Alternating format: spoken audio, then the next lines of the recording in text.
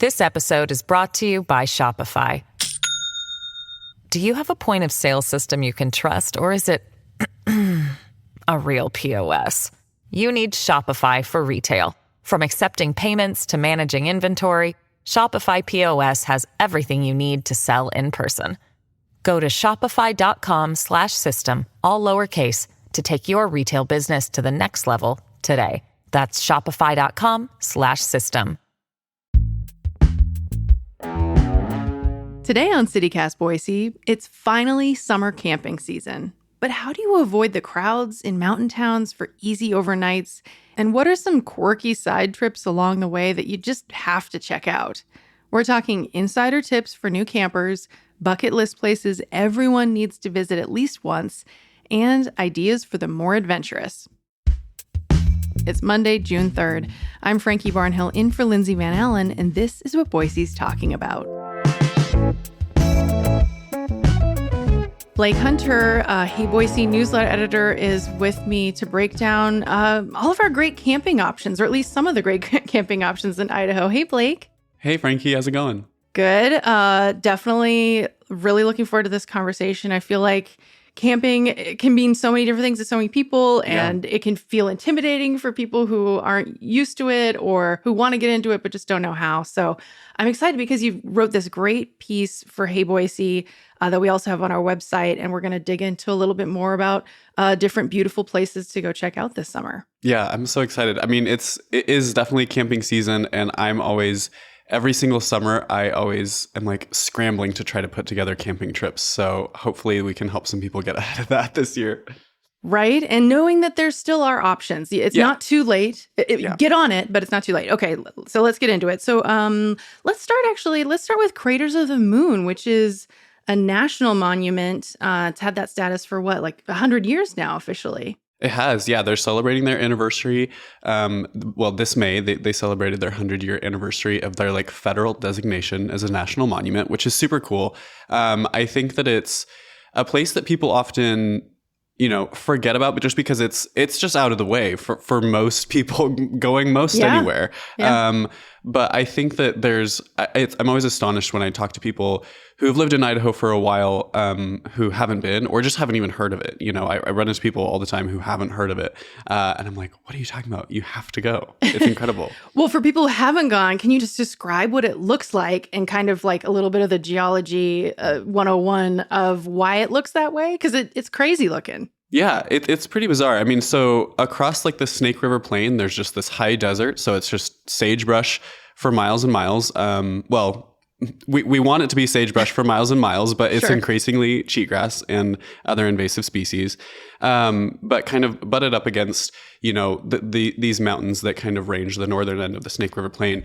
And then just out in the middle of it, there's just a ton of black rock. And it's basalt. So it's molten lava that has, was spewed out from volcanoes very slowly. These aren't like big boom volcanoes that you think of, but more of like cracks in the ground and that kind of thing, and lava flows. And so those have cooled over the years.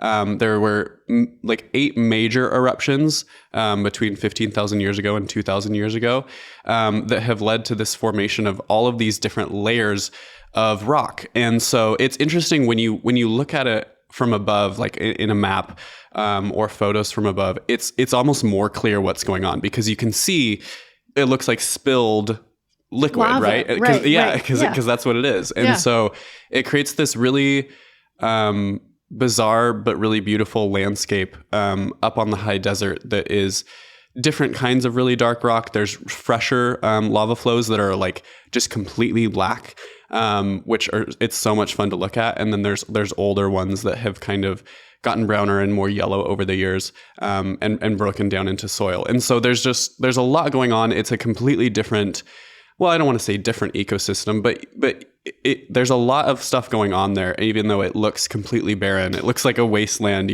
White settlers, when we discovered it, called it the Devil's Playground and all of these kinds of things. But actually, it's a really incredible and abundant ecosystem. Yeah, it's well named because it looks like, Yeah. looks like Craters of the Moon. It looks like otherworldly, and it's bizarre and cool and infinitely interesting. And wildflowers are Yes. one Yeah. element of the ecosystem that you're talking about, because they like spring up in between the Mhm. basalt and the lava flows and can really put on quite the show. And I think that show usually happens around this time of year in like early June-ish.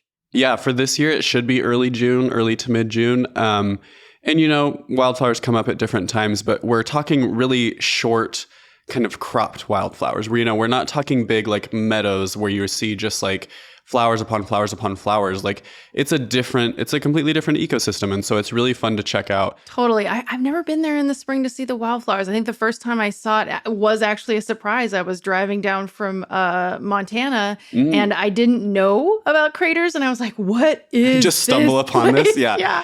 Which also, when you come across it, Crazy. I'm imagining like coming down from the north and the east, seeing it, you first see these big buttes, which Yep. those are like the actual volcanoes. Right. And then the rock starts to get black and you're like, okay, what's going on? Did I take a wrong turn? No, I Yeah. took the right turn. This was perfect. And nearby, there's this funky old nuclear kind Yeah. of town called Arco. Have you been to Arco? Oh, absolutely. I've been Yeah? to Arco.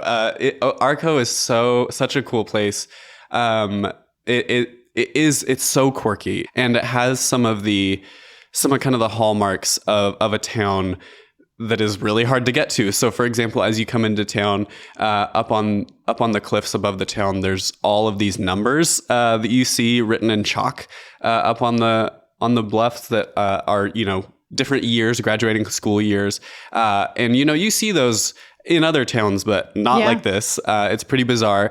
And then also, of course, it has like a huge history. So the Idaho National Laboratory is just a little bit further to the east, and it's where all of this nuclear development and testing goes on. They do a lot more beyond that. I think that's a really common misconception. They do a lot of Yes. agricultural research too.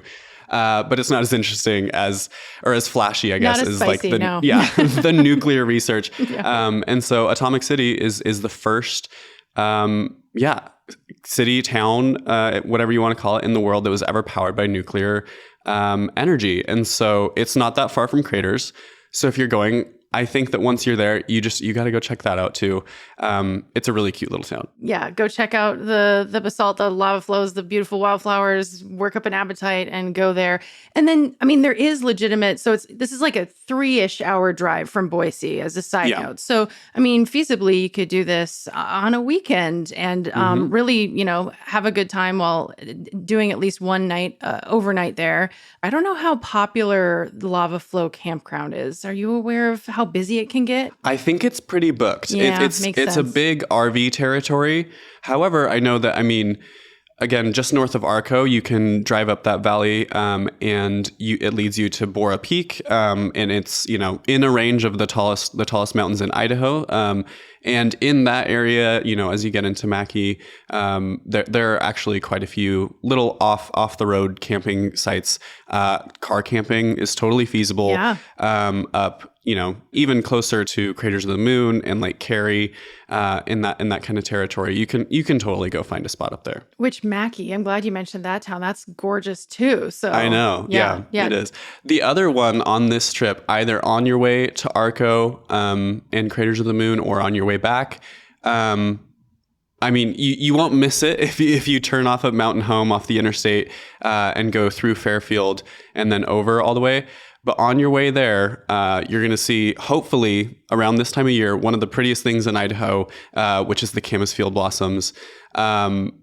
It's just magical. Like if you've ever seen them in full bloom, you know what I'm talking about. And it's pictures just don't do it justice. It is beautiful. You see it and you're like, oh, I totally understand why this has been sacred for thousands of years. It's gorgeous. Yeah, that beautiful purple that Yeah. stands out in the prairie. Oh my gosh. Yeah, by Fairfield. I'm glad you pointed that one out. So there's places to stop on the way, places to branch out to once you're over there, Yeah, and totally. plenty of places to eat and get some weird nuclear history.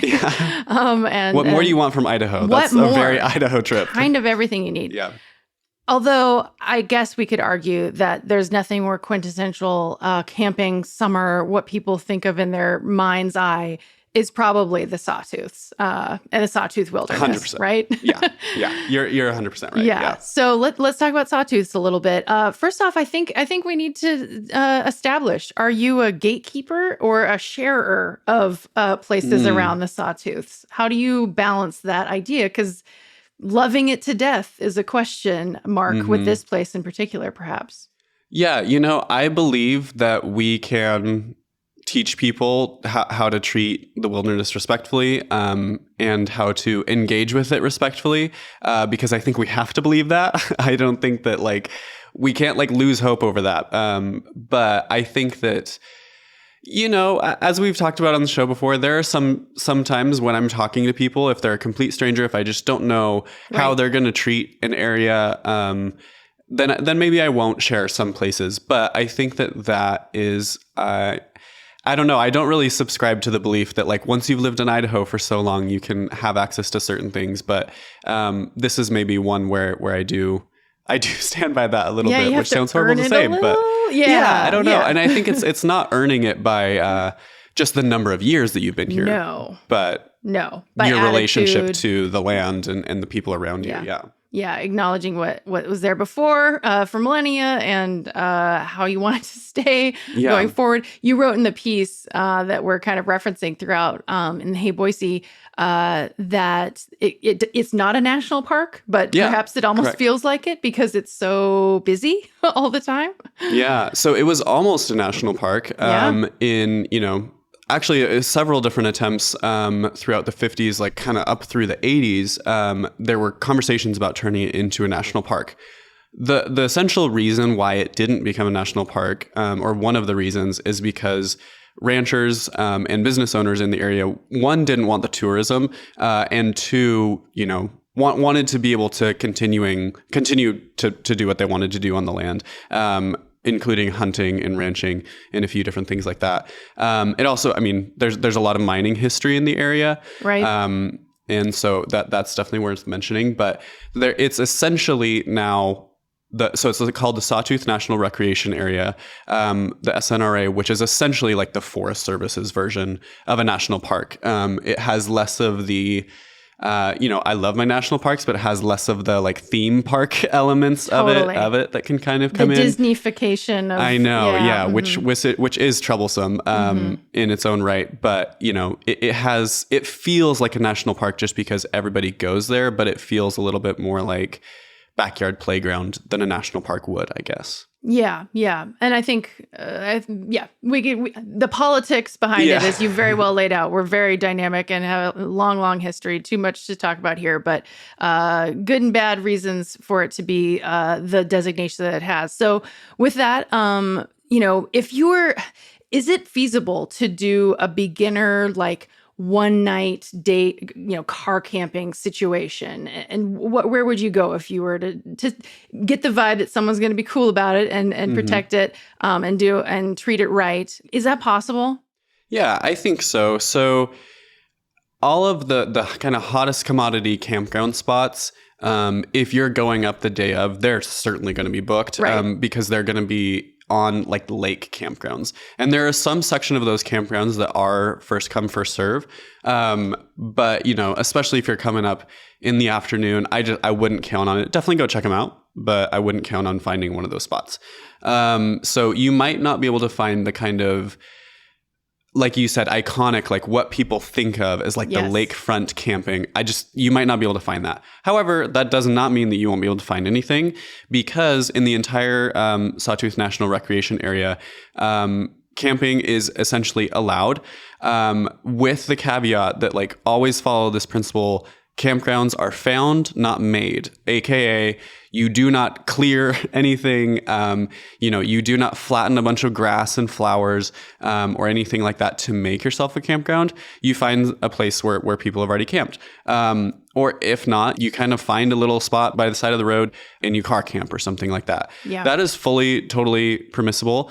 Make sure to read all of the appropriate signage that you come across. My number one tip is to always bring cash, and maybe just a little bit more than you think. Bring it in 5s, 10s, some 20s, just to make sure that you have all your bases covered, because you never know what you might come across, because all of these areas have slightly different rules. And then one other thing to note, if you don't find like a campfire ring or a specific place for a campfire, do not have a campfire. That is not allowed within Sawtooth Wilderness. And so make sure to be careful about that. It's for a good reason. This area has faced a lot of beetle blight and a lot of other things that make the trees very, very flammable. Wildfires are very difficult to manage. They're very necessary, but people are already working on that, so don't contribute to the problem, essentially, is what I'm saying. I've definitely had like some really magical, beautiful, kind of spontaneous, let's just, keep driving down this Forest Service road. Exactly. Keep our eyes open for a ring, keep our eyes open for a spot that feels safe and good and comfortable, but, is definitely a designated area that, we're not going to mess anything up. Oh my gosh, some of my favorite memories, honestly, in Idaho have taken place with those kind of moments. 100%, which I know some of my nightmares have also occurred in that kind of situation. I mean, not nightmare, that's being dramatic, but like when you're like really hungry and it's like kind of starting to get dark and you're trying to find a place and you're like, you're just like, what did I do last week what did I say that was mean to somebody? What karma is getting back at me right now? But yeah, I agree. I think that one of my kind of favorite, if you don't mind, like if you like a morning drive, some of my favorite memories are camping actually in Crouch. Okay. Just actually, I mean, it's not even that far. It's like an hour out of Boise. Sure. But camping there and then going up the Banks Loman Road in the morning as early as you like, hitting Kirkham Hot Springs, and then driving up into Stanley. Wow. What an incredible itinerary. No, it's truly, okay, this is my itinerary. Yeah. So morning, getting up really early, like 4:30 or 5, and getting on the road, having a little breakfast prepared, hitting Kirkham Hot Springs, soaking as the sun comes up a little bit, and then jumping into the river to cool off, hitting the road, getting up into Stanley, it's really sunny at that point. The sun is on the mountains and you see them, and then you go to the Stanley Baking Company for breakfast. Ooh. That's it. There's nothing better. It's magical. I hope that everyone gets to experience that sometime, because it's like, this is why I live here. Yeah. That was a very generous, non-gatekeepy thing to do. I know. Well, I think that they're just like, they're major spots that everyone already knows about. It's just how you put them together. It's the stringing together of the exact, that's perfect. Oh my gosh. Okay. So once you're in town in Stanley, I mean, the Craggy Mountains and people are starting to swarm the little town. Where you mentioned where you like to get your pastries from. Any other tips on like little nook and crannies to check out or to set up on a picnic table or something like that? Where do you like to go? Yeah. Well, I mean, my number one thing is to, take breakfast, which they have pastries as well as like full breakfast and lunch as well. Truly some of the best food that I feel like I've had in Idaho, but also it's just because of where it is, to be honest. Totally. There is something about like a pastry in a mountain town and you're like, this is the best. Yeah, 100%. Especially after a hike or whatever. Yeah. 100%. So going there and then taking, and even if you just brought your own food, taking it up the hill past the Stanley Baking Company, I can't remember the name of the road, but you just go up to the little chapel and the park that's up on top of that hill, and you just perfectly oversee the sawtooths. You can see the like little private tour planes taking off and landing, which is really cool, and you can kind of watch them circle over the sawtooths. But I really love that park. It's also where the Sawtooth relay starts. So that's a fun little tidbit. I've started a couple times there, which is really fun. But absolutely a brutal race, even though it's gorgeous. But I like that spot. I also really like going up into Lower Stanley. I think actually has a few really cute areas. And further back that way is totally worth exploring.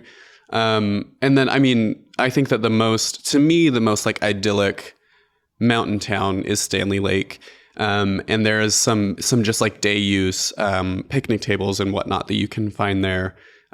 So Stanley Lake, I think, is just like one of the most beautiful places in the world. Wow. So best place to break some bread. Is that your favorite of the Alpine lakes in Stanley? I think I think it's the one that I think of the most frequently. I think that because it feels more closed in, there's actually a ton of people there. You just can't kind of tell because everyone's just like in awe by the mountain and the reflection on the water. But I think that actually, this is so tourist of me, but I do think the redfish is probably my favorite because I like my amenities. I like my beach. Yeah. I like to go on the little paddle boat. Sue me. I'm sorry. I like to have a little drink on the beach and see all the dogs. And I love that. And obviously the lounge is gorgeous. Yeah. No shame in that at all. Yeah. Yeah. Especially for a little rest after if you do some camping, like a little bit more of the rough stuff a couple days. That's like, oh, civilization. I can have a Aperol spritz. 100%. Yes, exactly. Lake. Yeah.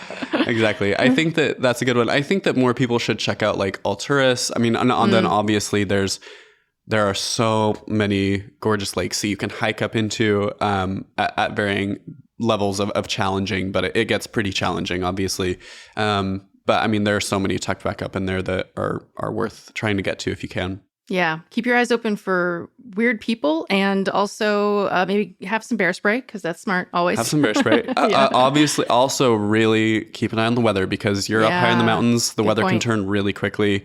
And have been caught in a couple hailstorms in July up there and it's not fun. Yeah. What about you? Do you have a favorite lake? That is no, not really. Redfish is my answer. Yeah. Yeah. It's obvious for a reason. And I'm like less and less adventurous these days. So I'll take the easy route for the most part. Well, also, my thing is like little day hikes. That's kind of my zone these days. So if I have a base, and then I can do a little day hiking here and there. And then again, have a nice cocktail in the evening for sunset. Why not? It's a perfect mix. Yeah, 100%. That sounds magical. This episode is brought to you by Shopify. Do you have a point of sale system you can trust, or is it a real POS? You need Shopify for retail. From accepting payments to managing inventory, Shopify POS has everything you need to sell in person. Go to shopify.com/system, all lowercase, to take your retail business to the next level today. That's shopify.com/system. Weighing in with soybeans and a baby show straight out of Norburn, Missouri, we have Soybean Festival. From Hayward, Wisconsin, at 73 years young with the world's largest muskie statue, put it together for Muskie Fest. Finally, packing a punch with fire dancing and a pet costume contest, the Roseau, Minnesota Fall Harvest Fest.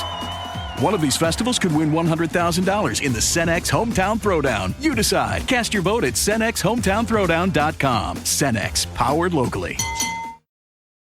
Okay, Blake. So we've spent quite a bit of time talking about some places that are absolutely stunning and beautiful, and we have much more to talk about. But we mentioned that Idaho doesn't have any national parks, minus that tiny little sliver of Yellowstone, of course. The no man's land, The no man's land, But we do have 27 state parks, and the state park website is actually really, really useful. I was just on there before we hopped on recording, looking at there's different ways that you can search. So if you're like, I want to find a place that's, no motorized vehicles, but it's in this region of the state. You can kind of cross-reference and find different options there. And then another note, have you ever gotten the Parks Pass, the Idaho State Parks Pass? Yeah, I actually don't have one, and I'm getting kind of to the age and wanting to do this kind of thing frequently enough that I'm like, I probably should get that because people in my family have always had it, and I've just gone with them. But now I'm like, I think I need to get my own. Yeah, and it's $10. Yeah, so cheap. It's so cheap. If you have, so if you have Idaho license plates, it's $10 per vehicle per year, and it's unlimited day use access to every single Idaho state park. So it doesn't give you like free camping overnight in any of these places. That's additional.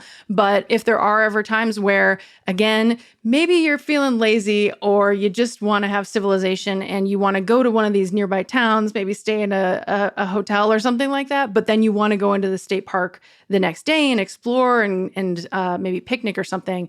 Honestly, the Parks Pass is really smart way to go if you think you're going to do this often enough. I agree. I think that it's a great way to go. And I mean, if I'm not mistaken, there's oftentimes like bundles where you can get like the national parks one as well. Yes. So we have, Yeah. we have so many national parks.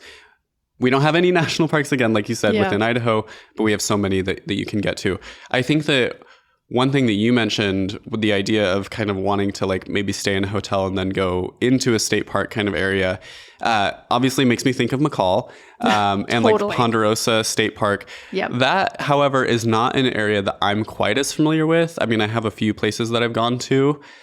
What's your like recommendations? What's your expertise with that kind of area? Yeah, Ponderosa, man, what an incredible state park that one is. And for very good reason, is often incredibly packed and very Right. popular. So, of course, I mean, first off, the drive to McCall itself, depending on when you go, and again, in your article you wrote, you're like, well, try not to leave on Friday afternoon, which is incredibly true. I mean, that's my first hack is don't go on the weekend. Yeah. Like, I mean, I think we can say that for all of the places we've talked about in this conversation and we'll talk about.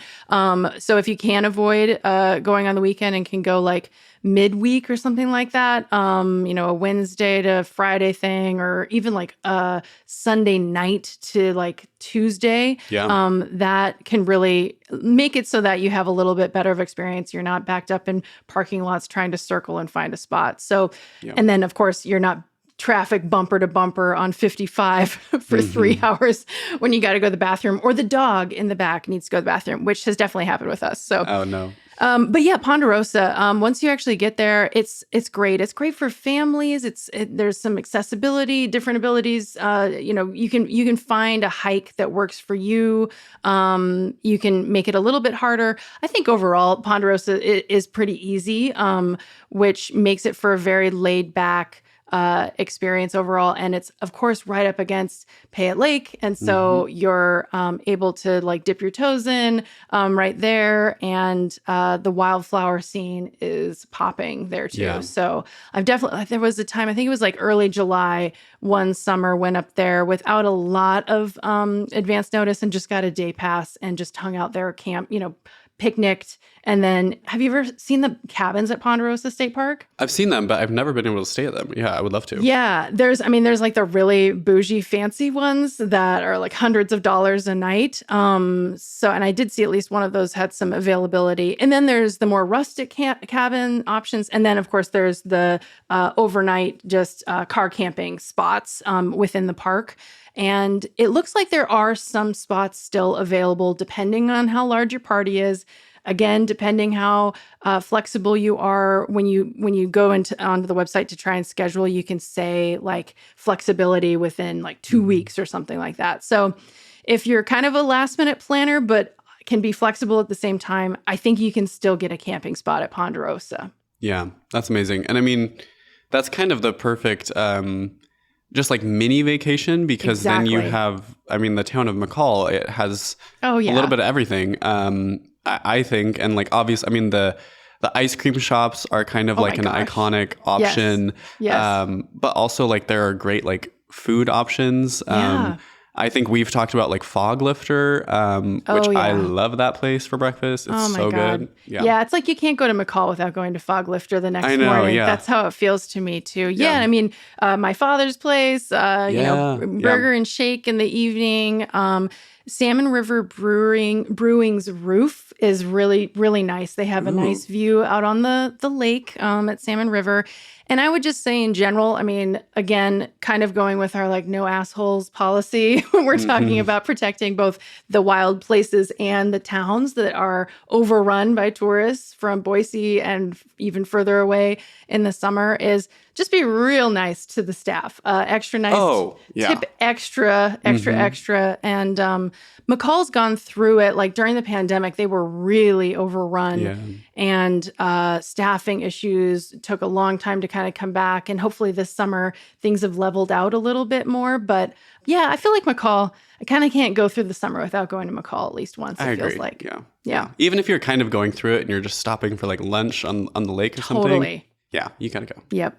Okay, how about some places that are a little bit further afield even than what we've discussed so far, or just like we're not thinking of off the top of our heads? Yeah.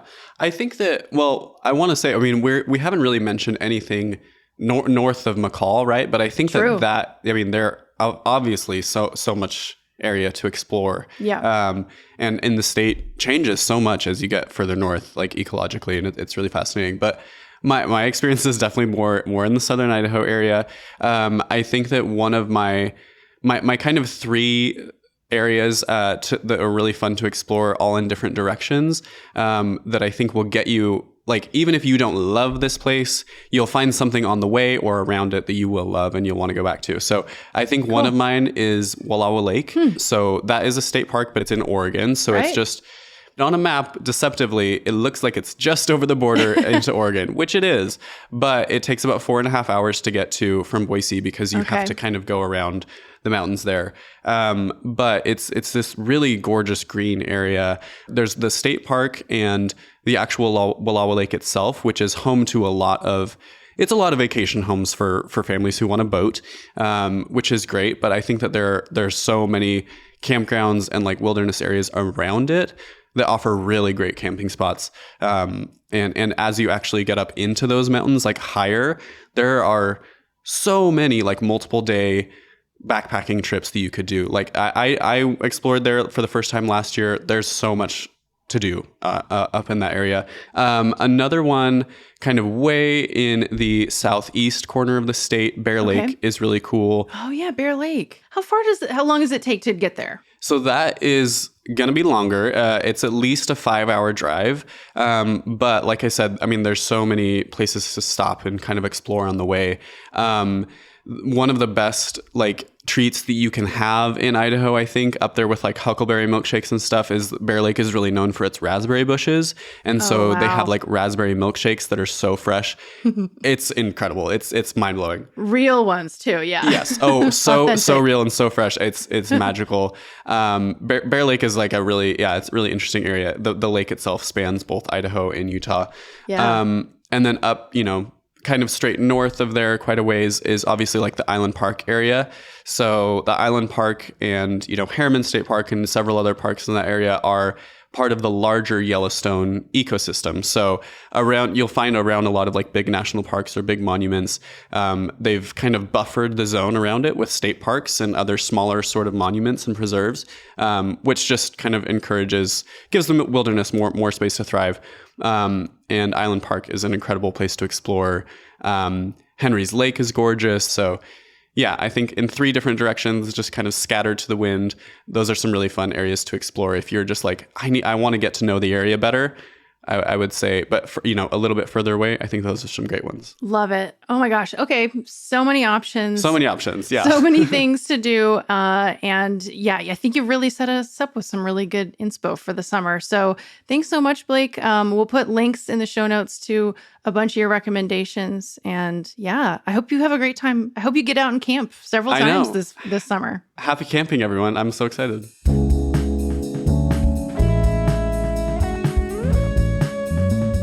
All right, that's all for today here on CityCast Boise.